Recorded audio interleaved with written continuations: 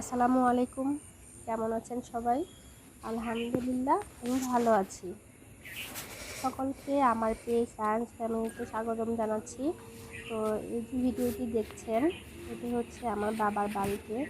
তো এটি গত রমজানে রোজার মধ্যে স্বাভাবিকভাবেই ঘুম থেকে একটু দেরিতে ওঠা হয়, কিন্তু ওই দিন আমার মা কোরআন শরীফ প্রতিদিন সকালবেলায় পড়ে।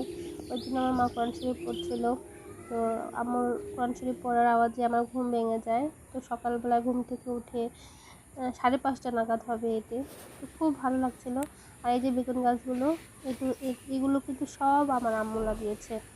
তো আমার আম্মু অনেক লক্ষ্মী। তো আমার আম্মুর হাতে যা কিছু লাগায় সব কিছু অনেক ভালো হয়। তো এটা হচ্ছে আমাদের নতুন বাড়ি। আমাদের আরেকটি বাড়ি আছে, কিন্তু এখানে কেউ থাকে না।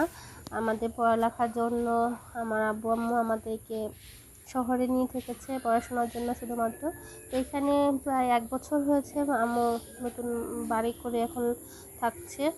তো এখানে কিন্তু পুরোটা জায়গার মধ্যে এই গাছ লাগানো ছিল, পুরাটাতেই গাছ লাগানো ছিল। তো সকালবেলায় উঠে সবুজ, চারদিকে সবুজ আর সবুজ দেখে খুব ভালো লাগছিলো। ওই যে টিনের বেড়াটা দেখছেন, তার পাশেই হচ্ছে রাস্তা, আর রাস্তার পাশেই হচ্ছে নদী। খুব সুন্দর। তো কখনো যদি সুযোগ হয় দেখাবো। তো আম্মুর হাতে সবগুলো জিনিসই খুবই সুন্দর, খুবই ভালো লাগে।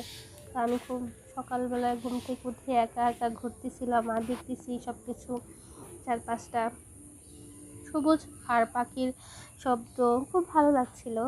খুব ভোরবেলা, এটা 5:30টার সময়। তো আম্মু তো খুব সবসময়ই আগে তো মানে যখন ঘুম থেকে উঠতাম তখনই শুনতাম আমার আম্মুর কোরআন শরীফ পড়ার শব্দ।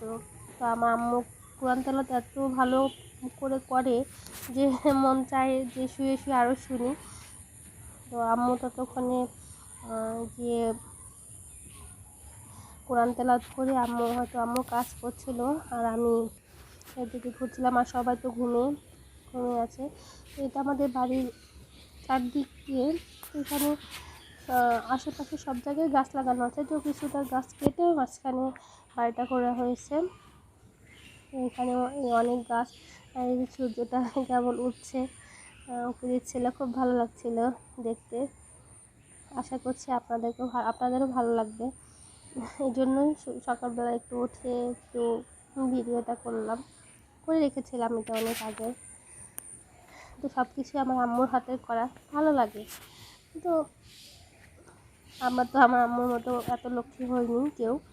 আমার আম্মু অনেক লক্ষ্মী, অনেক কর্মঠ একজন মানুষ। কোনো একদিন যদি সময় হয় আমি আমার আম্মু সম্পর্কে অনেক কিছুই বলবো, কারণ আমার আম্মু একজন সাহসী মহিলা। তিনি আমার বাবা মারা যাওয়ার পর আমাদেরকে আগলে রেখেছেন।